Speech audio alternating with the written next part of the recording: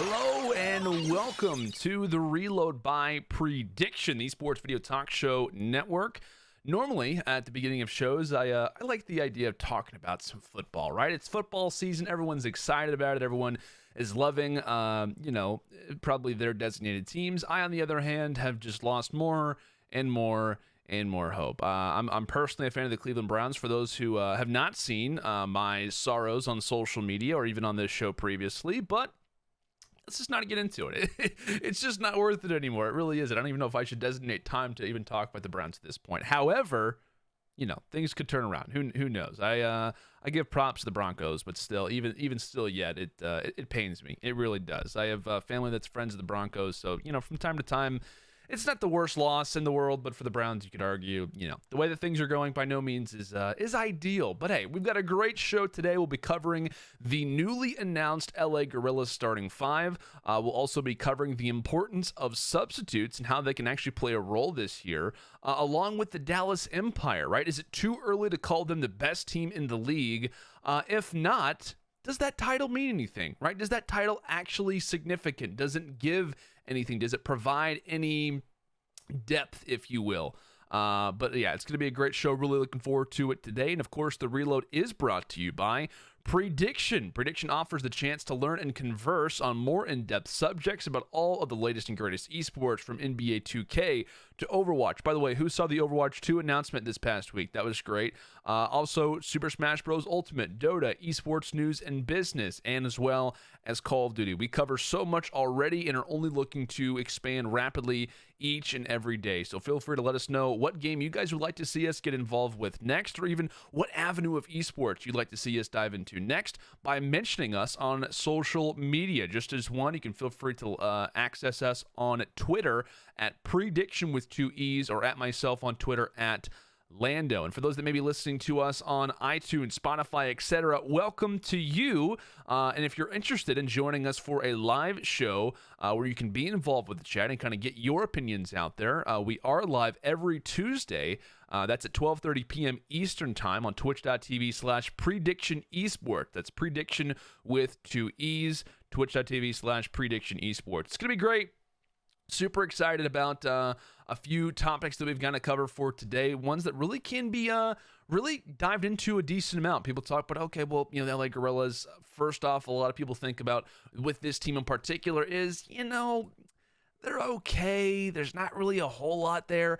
I will say this is an interesting group. To be totally honest, this is an interesting group of players that another Los Angeles team, of course, outside of Optic, find themselves in, right? I think that these are all guys that kind of found themselves on the outside, but all guys who are also very solid slayers. I'd love to hear your guys' thoughts in the chat as well, in terms of what are the thoughts about this team in particular, right? I mean, literally, we look at these 5 players of Saints, Aqua, Lacefield, Decimate, and Aches.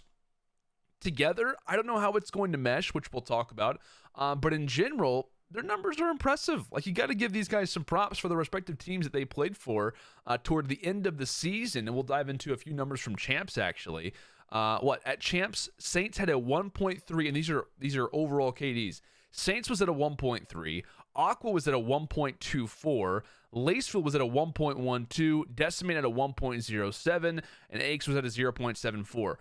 Those are actually fantastic numbers if you were to all put them together. That's a 1.09 with Aches in the lineup, and that's a 1.18 without. Now, you have to be careful whenever you do give numbers like this, because you have to kind of give clarification that none of these guys were on the same team. They weren't really competing alongside each other, so you kind of have to be aware of the big hitters, especially that they weren't on the same roster, competing along with each other, and kind of going through the trenches, if you will. But even still yet, though, those numbers, they're impressive, and this goes to show that this team has the ability for slaying potential. And that's really been the biggest issue with a lot of these rosters that I kind of put in the conversation are, how are they going to withstand the giants that exist on the other side? I've kind of labeled those teams as giants, right? You talk about your LA Optics, your Atlanta FaZe, your Chicago Huntsmen. The list goes on, right? You have very stacked super teams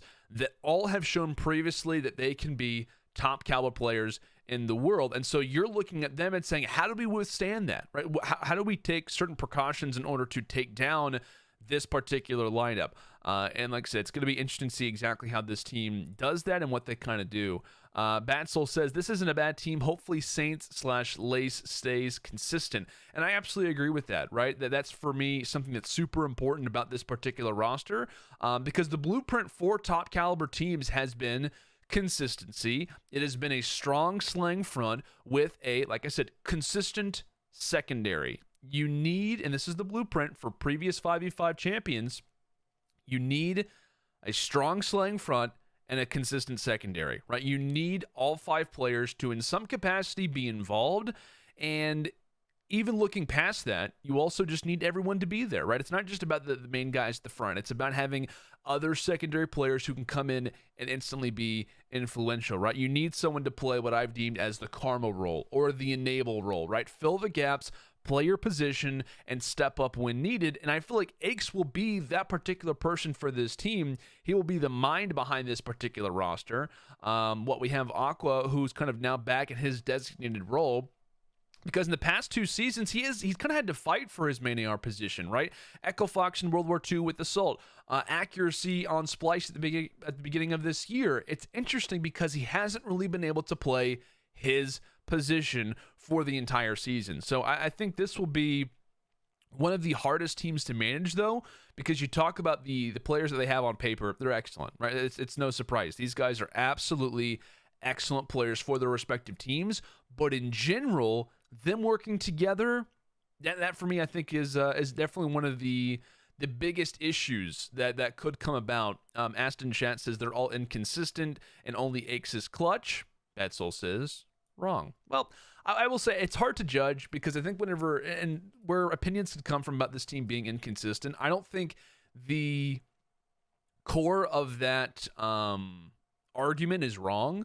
But I think still yet you do have to look at these guys, consider all the teams that they've played on, consider the role changes that they've had, and you say, hey, you need to be consistent. Well, it's going to be kind of hard to do that. And I think depending on what roles that these guys have been on throughout their years is interesting, right? Saints and Boots in the Ground Call of Duty were known as the most consistent player, a guy who went almost 2.5 to 3 years straight without having less than a 1.0 KD. These guys in their history have been showing consistency. Lacefield, for pretty much every roster, has led them in slaying, despite being someone who's hard to deal with. He's also looked upon as a phenomenal player. Decimate has been a little bit up and down from time to time. Aqua has been up and down from time to time. But for the most part, I don't know. I feel like there is some really good pieces here. It's just a matter of really being able to make them work, which I think is going to be the biggest thing with this team is that, hey, we have got great pieces, but can they actually all work in a functioning manner together? And that's what I think is going to be crucial. I'm very heavily awaiting to see who exactly will be the coach of this team, because I think for me, this will be one of the hardest teams to coach in the Pro League or in the CDL, if you want to be specific, right?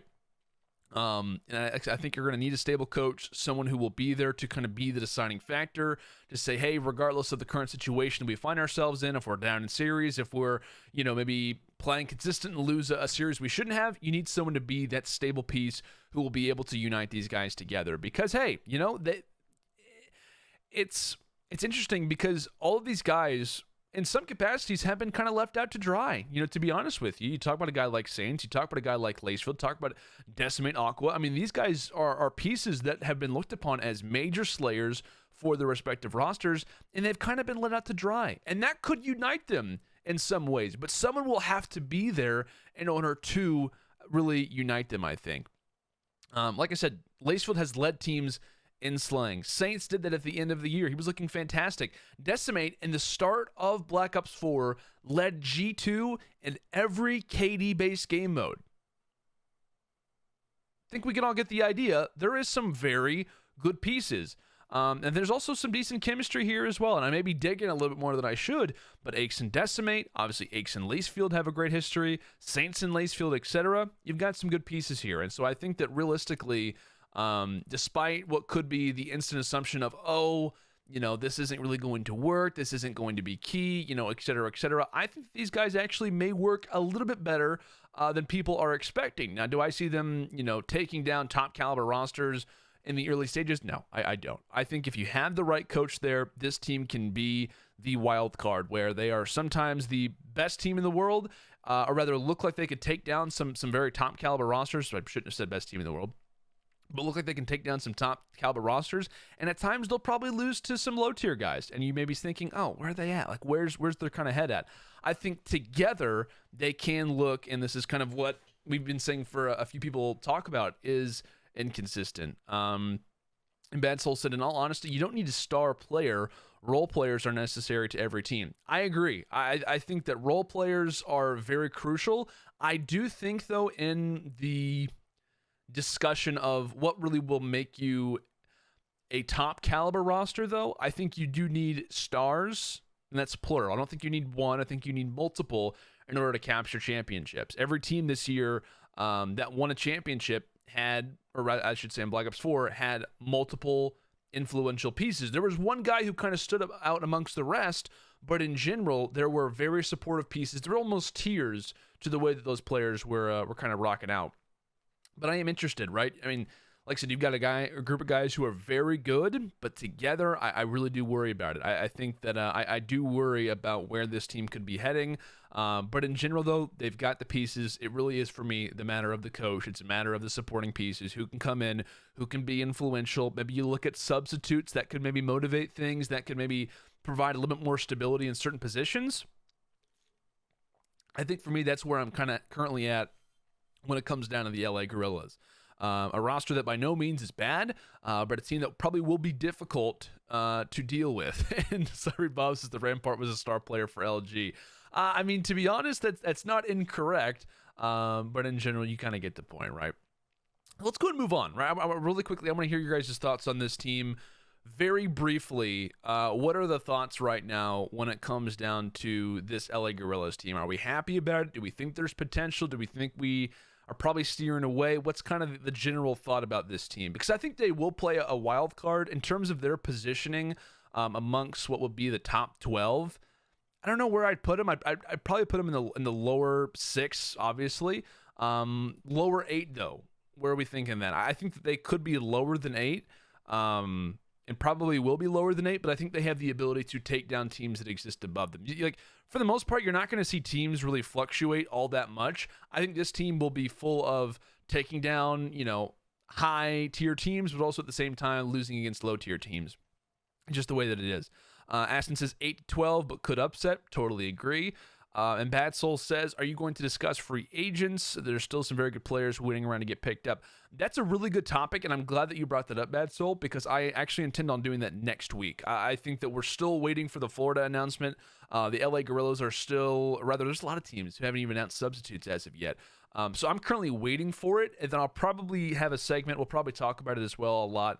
About what players maybe were kind of swept under the rug, top tier players that probably deserved a spot but didn't get one. I just want to wait until substitutes are announced because I don't want to compose a list of guys that probably are already signed. But I really do appreciate that subject, and we'll definitely cover it. Dr. Strange says, I'd say bottom 4 around the level of Toronto and Paris. Nasiri Bob says, I don't think star players are necessary. There were many games last year where the outslayed team won.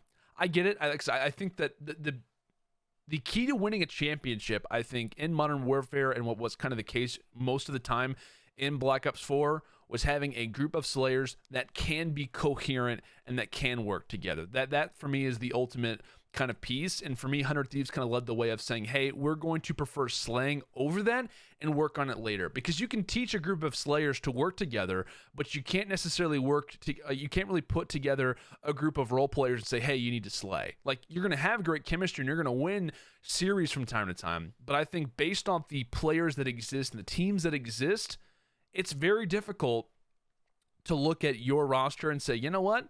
We're going to be able to handle these guys. We're going to be able to handle them. You have to look at other avenues. And so I think the ultimate key to winning a championship is having a group of 5 guys who are very talented, obviously that can work together, but generally I think the slaying does need to be one of the primary things. And obviously you go about that different ways. It could depend on certain players. It could depend on certain things, but for the most part, that's kind of where I sit. And that's true. Bad Soul did says World War II champs didn't have the stars, just players who knew how to play their roles. I have been saying the entire time I'm kind of only referencing 5v5 because for me 5v5 is totally different than 4v4. The idea of search and destroy wins championships, the idea of a number of different things for me exists in 4v4.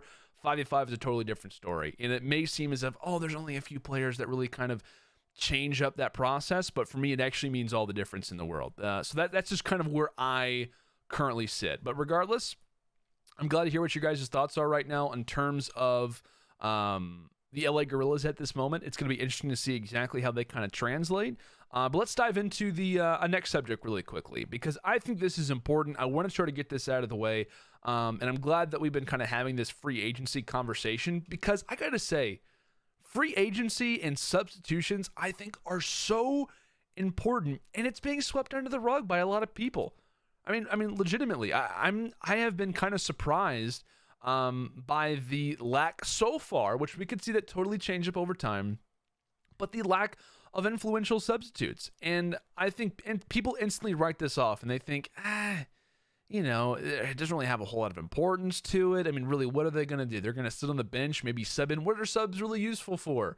How often does a player have an injury? That's not what they're there for, right? That's not, at least in my eyes, where these particular aspects, or rather these particular players, are there for. They're not there to make the bench warm. They're not, I think for me, everyone knows how 5v5 rocks, right? We all know how it works. And for me, I think that the ability to utilize substitutes will honestly make teams rise above others when it comes down to the standings. And I think that if you can put in pieces that can be influential in their own right, that's going to be huge. I mean, there's already talks about, how search and destroy could be implemented. You talk about search and destroy stars. They have a reason to be there then, right? That for me is so important, because previously substitutes have been looked upon as just a guy who fills in case someone can't make it, in case there's a wedding, in case there's an injury. That's what they're there for. I think when it comes to franchising, franchise sports, you utilize your subs. Now, obviously, this is different. And that, obviously, in regular sports, you talk about stamina, you talk about a number of different things. But I think in general, when it comes down to how this game will work, you can bring in guys who are good for a particular search and destroy map, for a particular domination map, for example. Bring in guys who are game mode based and who work primarily on that, And so I have loved, and I obviously put them on the graphic for a reason, I've loved the additions of Tommy to the Dallas Empire. I've loved the additions of Exceed to the Minnesota Rocker. I think for me, those make perfect sense. And obviously on Minnesota specifically, Exceed and Tiny, I think they're perfect, because at least so far, I don't know if they're going to plan on picking up more players or not, but you're picking up young guys, Tiny, who can be influential when it comes down to search and destroy primarily. He's a great sniper player as well. And then Exceed, a guy who is a very talented SMG presence. The one thing that I do worry about Minnesota, Alex previously comes from a flex background. Asim, is he 100% proven as of yet? He's been shown that he can be an entry fragger type position. Is Alex going to be the all-star SMG that we need to see? Well, at least you have someone in Exceed who kind of fills what would be considered as maybe one of their lacking, roles at this moment. And so I love the kind of patch, if you will, that substitutes can put on a particular team, because they can make your roles almost more solidified. Same thing with the London Royal Ravens. Whether this was intentional or not, I love the pickup of Shiny for them. Why? Because, hey, who knows how Raid's going to play? He's coming back. Obviously, World War II, fantastic player. Black Ops 4 obviously had a lot of different roster changes that went on. Who knows exactly how the main AR position is going to work? Shawnee, incredibly underrated main AR. He fits very well in this position. What if you need two super slow AR players, and let's say that Wiscon's having a bad day? We've got Shawnee. Perfect. Like I don't know. For me, it makes total sense based on the direction that some of these teams have already grabbed. I think for the Dallas Empire, obviously I included Tommy. I think he's great. I think if Dallas can continue to get some young players, maybe even some European players as well, guys who are preferred in certain aspects, Tommy can take over that secondary. He can be the guy who takes over the secondary five. And that could be his team, right? Tommy has been looked upon as a guy who likes to take control. This is your team, Tom. That's what I'd be saying. This is your team. These are your substitute players that you get to work on, that you get to foster up, because we've already seen Tommy do that at prior champs events. I think it's huge, and I love a lot of what teams have been doing up to this point. And one roster that I think has instantly gone out and said, you know what, we're going to get all of these spots filled, Toronto. Yeah, there's a lot of people who aren't the biggest fan of the Toronto Ultra team, and I get it. I do. I think there's a lot of questions on this team. I've talked about how there is a lot of pressure on this team as well to perform in all of their positions. But look, you got Kleenex. You've got Cammy, right? You've got players, and obviously you can include a few other ones in terms of younger guys. Mayhem, along with some guys who have been through the ringer for a while. Classic and Bance, both in North America and in Europe. You have players who know how to foster up a solid team. And you've also got players who can maybe come in and be influential, right? Cammy, great placement when it came down to champs. Helped lead the units team. Kleenex, fantastic SOG for Singularity at champs as well. Looked like he could be a top-tier SMG if he was able to perform like that at multiple events. I love the idea of substitutes, and I feel like teams aren't 100% correctly utilizing them. I will say we haven't seen a whole lot of announcements, and it is early to maybe call those out. But I think for the most part, I think that substitutes can easily change the landscape of how certain teams are looking, how they're playing. And obviously with Paris, right, they have 7 players. Who knows how obviously all 7 of those are going to work, or rather who's going to be in the starting lineup, but who's not. But I love the idea because you have players who can be influential, who can come in for a map and really change things. It's no longer about just 5 designated players and that's it. Now you have 7 to 10 players who can all strengthen your team in certain capacities. And one thing that people aren't really mentioning when it comes down to having a full 10, do you have any idea how much practice that you can get with 10 players? I mean, literally, you have players to always play with. And that sounds super general, but if there's a starter who wants to work on something, great, there's a sub there. Or a sub who wants to work on something, great. You have someone to play with, and you have a team, a group of 10 players. That's 2 rosters who can work on things in-house, right? Teams always talk about, oh, we can't scrim, search, and destroy. Now you can, right? Now you can. You can scrim, search, and destroy all you want to. You can work on all the maps with confidence that your strategies aren't going to be leaked or spread to other teams. It's not going to happen anymore. And I think it's going to create some healthy competition between certain players, and it will be kind of a safety net for certain teams as well. Say, hey, we invested a lot in this particular player. He hasn't looked great in Modern Warfare, a title that, at least so far, feels so much different than Black Ops 4. Hey, we have a safety net. We have a guy who can come in and maybe not be as great as we thought, but a guy that can fix our position, like I said, be the patch, if you will. And I think a lot of teams need to realize that and need to be aware of it, because I think that having the ability to practice, having guys who can create healthy competition, guys that you can as well foster up, is huge. And that's the thing that I love with Minnesota in particular. I'm just highlighting them so far, is that they got 2 young guys. If they're going to get more, that's great. I think getting younger players is crucial. I mean, imagine, and we'll say this, E United almost had this already. When it came down to the EU cadets, they already had kind of a, secondary type team, if you will, in terms of the EU cadets. They fostered up those guys. Really, and I don't know to the full extent of how much they practiced. I know they worked on search and destroy, which was great, but they were able to siphon up someone like Sim to the point where, it kind of felt right. It was easy for him to come up. So if you talk about the amount of young talent that exists out there, think about what other diamonds in the rough we may see. Guys like Tiny, guys like Exceed, players like Cammy, guys like Kleenex. They could be top 5 players this year, and it's just a matter of a team giving them a chance to really work on their craft and to finally get the opportunity. That, for me, I think is crucial, and I think that Dr. Strange brought up a really good point. He talked about the issue is the salary cap. Teams with a bunch of stars literally cannot sign a full team of 10. I still think that you can get a lot of really good players for probably minimum. I think you can. Now, obviously, it depends on how close they are to the cap, etc. I totally get it. But I still think you can get a group of very young players who maybe, if you were to scout enough, you can actually get your worth out of a lot of those guys in terms of practice. It's going to be excellent. And so I think Search and Destroy, which a lot of people are talking about, is going to be so crucial this year. It's about strategy more than we've ever seen, or at least since Ghosts. Now you have the opportunity to work on it. And you have the opportunity, like I said, to work on it in-house. That for me is huge. The ability to literally work on scrimmages, to be able to work on very detailed aspects about your game. You now have 10 players of which can all work on that together. I think that's massive. And I think that I rather pray that teams start to implement that, because I think that if utilized correctly, and it really does depend a lot on the coaching staff and how those things get, kind of worked in. But I think a team like Toronto Ultra, if utilized correctly, think about it. You can get, so much out of each individual player that, depending on how you want to utilize this team, and if they really are interested in wanting to win a championship more than anything, because that really will be the ultimate test in terms of your substitutes, in terms of your starters, how much do they really want to win? Are they willing to play 4 out of the 5 maps in a series because they realize the other team on the other side is maybe, or rather a player on the bench fits better in that particular spot?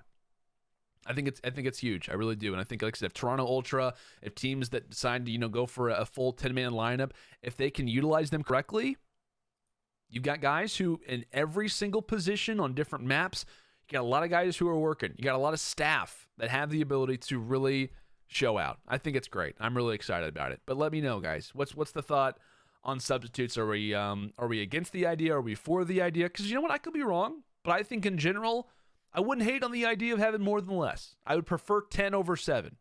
Obviously, salary cap comes into play. That's obviously huge. But in general, I think you can get a lot of worth out of young players, and can maybe even start to siphon them up throughout the organization. Like I said, franchising, it is a decade-plus long investment. You can sell these guys. You can craft them up.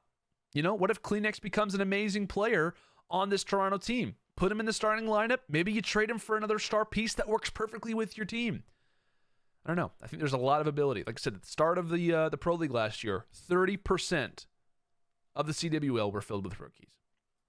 It's crazy. It really is. It's mind-numbing. Let's go and move on to our last subject, though, right? One thing that I'm super excited to talk about, and one thing that I think is very influential as of this moment, is the Dallas Empire, right? How are they looking as of this moment?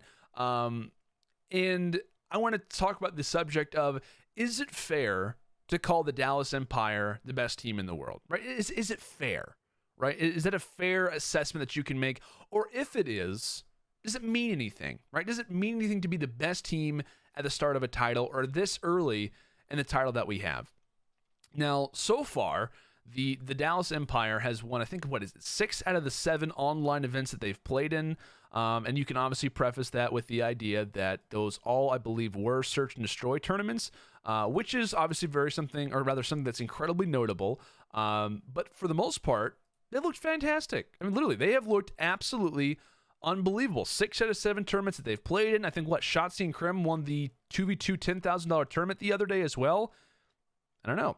But I would say this. This is a question for chat. This is a question for people who are listening to this. Are they the best team in the world at this moment?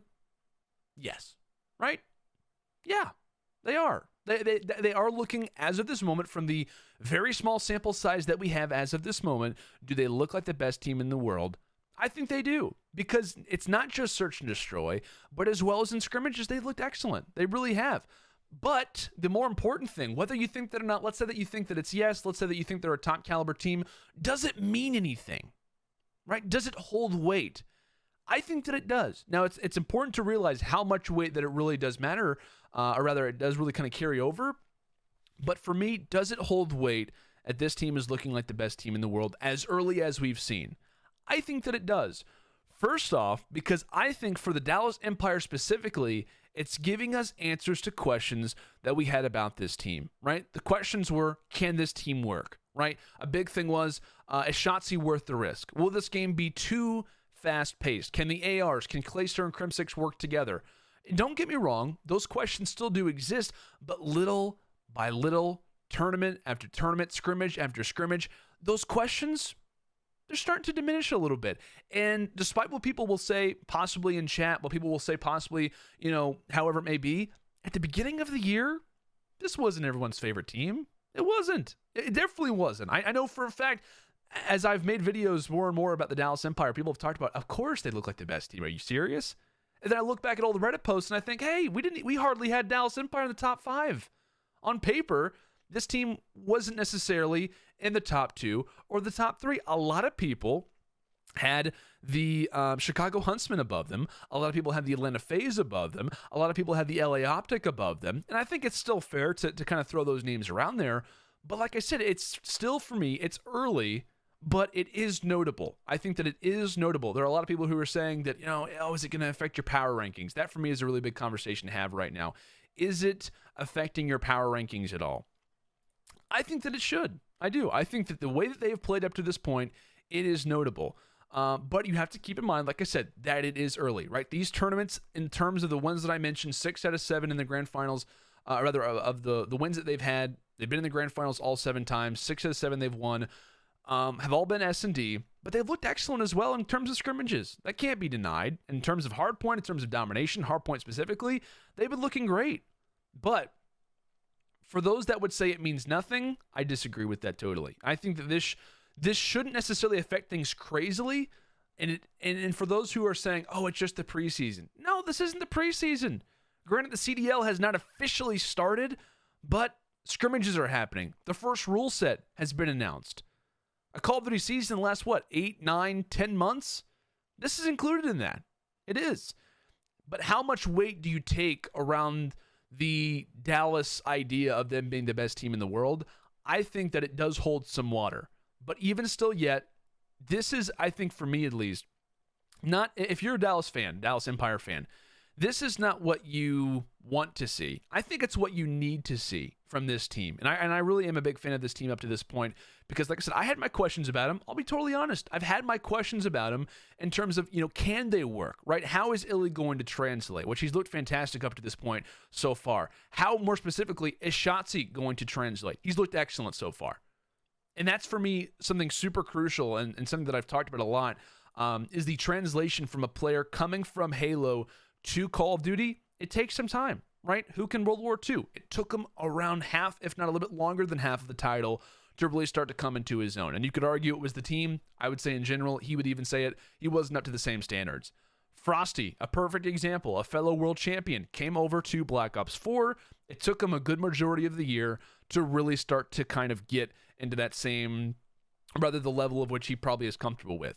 It takes time. Despite it being the sister esport of Call of Duty, it takes time for that process to develop. And I think up to this point, the way that the metas have looked, the way that things have kind of been dove into already, I'm excited. I'm excited for the Dallas Empire team. But like I said, it's early. And I think when teams start to kind of scrimmage more and more, we'll start to kind of have that conversation.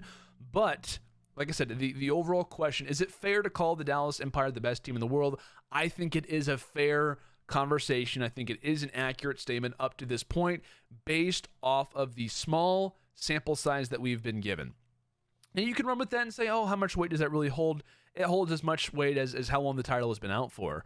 But just in general, they have been a team that's been very well prepared. And like I said, as a Dallas Empire fan, you should be excited about this. You should be happy about this because despite everyone going out there and talking on Reddit, everyone talking on Twitter saying, I knew it. I knew this was going to be a great team. I knew this is when it was going to be, in conversation with the best team in the world. No, not many people have said that. Not many people were in that conversation. They wanted to see gameplay first. They wanted to see tournaments first. And like I said, while it is early, I think that it's good to see. And I'm really happy to see the Dallas Empire roster is translating because I did have some worries. I did. I really did. I was curious, how influential will the ARs be, right? Clayster and Crim6. Crim, not the greatest year last season. How will he work in a slower paced title? Or at the time, a lot of people said it's going to be just as fast as Black Ops 4. Or maybe it's going to be faster than you think. Obviously, it depends on the map. It depends on, a lot of different things as of this moment. But at least in my eyes, I'm excited to see what they've kind of been up to this point because I think that it is influential. I think it is something that people need to consider. And I've even asked Kenny about this as well. I had him on my show, and I said, what do you think about the Dallas Empire kind of being called the best team in the world right now? And he says, you know what? It's a deserved title, right? They deserve to have that title, but it's early. So that's just kind of like where I sit. I think that they do deserve to be in that conversation. Should it affect your power rankings, which I think is the next question to ask? I think that it should. How much weight you want to carry that with, I think is up to you. But in general, if I were a Dallas fan in this situation, which I take more of an outside approach, I would be super excited about this because the team that had the questions around them, a team that I have currently labeled as one of my most anticipated rosters to watch, is looking like they're on the right track. And I think that you can take a lot with that, depending on the way that you look at positions. But Scrimmages have yet to happen, right? We could have another number 1 rated team, when it comes down to the next few weeks. But I think Dallas Empire, regardless, will be in that top 3 conversation, even despite how scrimmages may go. But feel free to let me know what your guys' thoughts are on the Dallas Empire up to this point. Who has really kind of impressed you? That's the question that I'll throw out there. Who has kind of impressed you, either from the Dallas Empire, from any team really, up to this point? I will say one player that's really impressed me so far throughout Modern Warfare, and I know it's been early, but still, Abizi. Abizi's looked great. I had a few questions about him just because of the pace of the game. Obviously, he was known as an entry when it came to E United. How would an entry player kind of shift now into Modern Warfare? A lot of question, at least in my eyes. Slower title. Does that entry role still hold a lot of weight? Up to this point, I think that a lot of the scrimmages, I've been very, very impressed with him up to this point, and kind of in terms of his gameplay that I've seen, I've been very impressed. Let's see here. Dr. Strange says Hook has looked fantastic. I agree. I've been seeing Hook put up some great numbers. Complex Matt says Apathy looks good on this game compared to his slower start last year. I agree with that. I've been pretty impressed with the Seattle scrimmages up to this point. I've been happy to kind of see someone like Apathy, who I think will be put in kind of a power position to really perform. I've been very impressed with him. I know he and Slacked were guys who instantly kind of picked up the MP5 off the rip and have been looking great. Aston says Arsene's Karma, Octane, and Clay. All very valid choices. I put actually, speaking of those names, I put out a pretty interesting claim, which I may make a segment on this. I don't know. I know we're kind of coming down to the end of the show, but in general, I put out a claim yesterday on Twitter, and I said, you know what? I think Octane's going to be the best player in the world. And I wanted to make that claim as soon as I possibly could because, once the game is really starting to come out, you can kind of get the idea for how it's going to work. And I really wanted to make that claim as long as I possibly could. But for me, as soon as I saw the Seattle team announced, I think it's going to be him. I think it's going to be good old LaRue. I think it's going to be Octane this year because he has been looked upon as very consistent.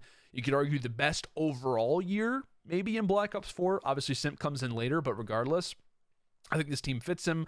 I think with the players that he has around him, and that's for me the biggest thing. In terms of stats and the way that people kind of evaluate best player in the world, MVP, if you will, I think that Octane will be the most valuable player and will be on a very good team, but I think he'll definitely kind of lead that team for me because he will be looked upon. I mean, every other roster, look at him and say, who is the guaranteed, no question about it, number 1? Octane's one of those guys. A lot of other ones that you could throw out there, there's some debate. A lot of people have said Gunless. I totally get what Aston's saying. At the same time, I've also seen a lot of Formal. I've seen a lot of Arcetics as well. There's gonna be some not necessarily any fights for who will be that number 1, but you're gonna have a lot of competition. And I think in the situation that Octane is in, I think he is the guaranteed, no question about it, number 1. I think that's going to be known by a lot of the players on the team. And I've kind of listed the Seattle roster, at least in my eyes, as a group of guys who are very good at highlighting, kind of progressing, top caliber stars. And I think that's exactly what this team is going to do. I think it's going to kind of raise Octane to another level. And I think with the way the game plays, slower game, ARs are favored, I think that only is going to help him out in the long run. But is that a good thing? That's a good question to ask. Aston's referring to the ability of having top caliber players around you. Does that elevate you? Does that decline you? I think depending on the way you look at it, and with the amount of star players that you have on these rosters, I think it's going to be a slow start for a lot of these guys. And I'm someone who wants to, be very clear that at the start of a year, that for me isn't necessarily as important as the end for a number of different reasons, but I evaluate the entire year. I evaluate every single event, every series. I want to take that into consideration because a lot of people are always out there to say, oh, the last 3 events, he was great this year. Do you not remember the first 6? Do you not remember the placements at the beginning of the year? I'm not referring to anyone specific, but just in general, I think it's huge. Is that the real Kleenex in chat? What's up, Kleenex? We just had a great conversation about you, by the way. if you got a chance to go back and hear that, I'm not sure if you did. Is that the real Kleenex though? I'm hoping that it is.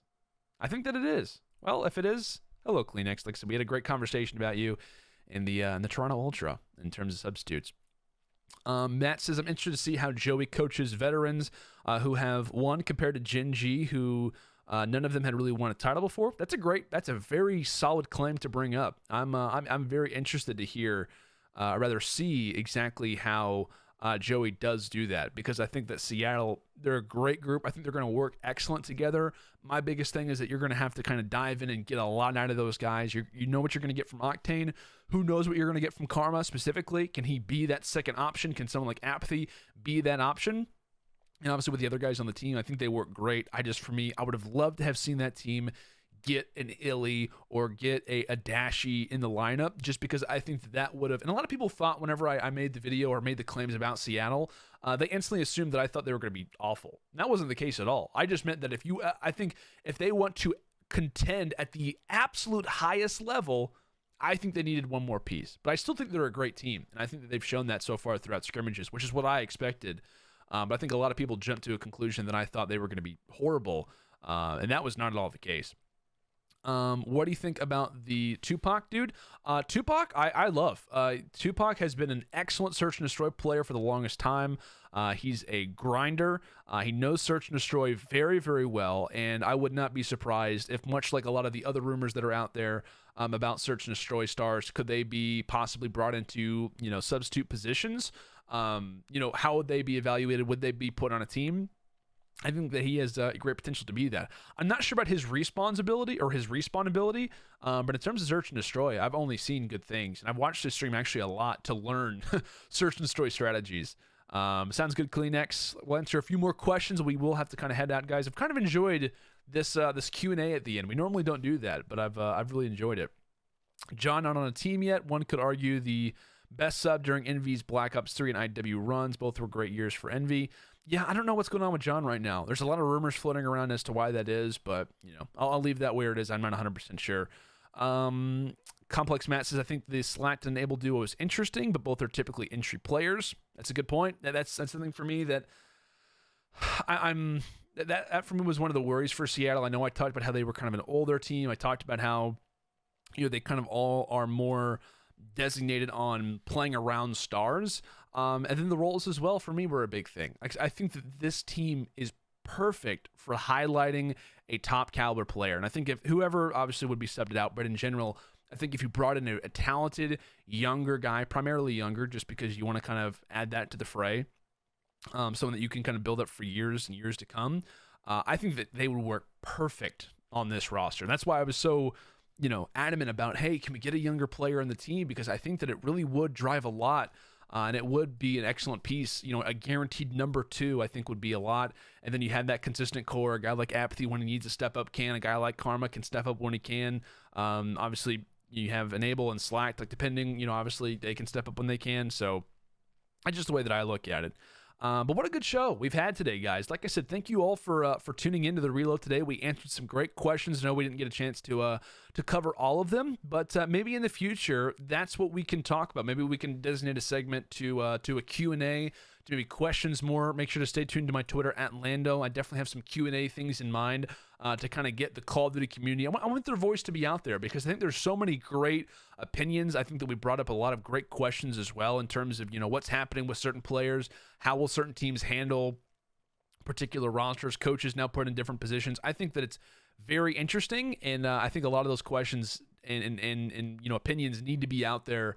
Of course, alongside mine, I think is excellent. So I'm super excited about it. But like I said, make sure to do that. Like I said, if you're listening to this on iTunes, Spotify, etc., I really do appreciate it. If you're catching the VOD a little bit late, if you joined the show and said, oh man, what is the Reload? Or maybe I caught a segment late that I really wanted to catch all of it for, you can feel free to check us out on iTunes, Spotify, etc. And those links will be made available to you on Twitter at Prediction. That's Prediction on Twitter with 2 E's, as well as myself at LandO. I'll be making those links as public as soon as I possibly can. But I do appreciate you guys all for tuning in for today. We had some great conversation. Definitely kind of covered a lot of interesting topics today about the LA Guerrillas. We talked about the Dallas Empire being the best team, or rather deemed as the best team in the world. Does that mean anything at this point in the game? And then also the importance of substitutes and how those can play a role in terms of defining the top caliber rosters from the rest. But like I said, guys, a great episode today. Appreciate everyone for tuning in, and make sure to stay tuned on Twitter. Like I said, to at Prediction with 2 E's on Twitter, or at myself at LandO for the link links later on for this episode. So appreciate it. Hope you guys all have a fantastic rest of your day, whether you're across the pond in Europe or obviously in North America along with myself. Hopefully you guys have a great rest of your day, and I will talk to you guys all soon.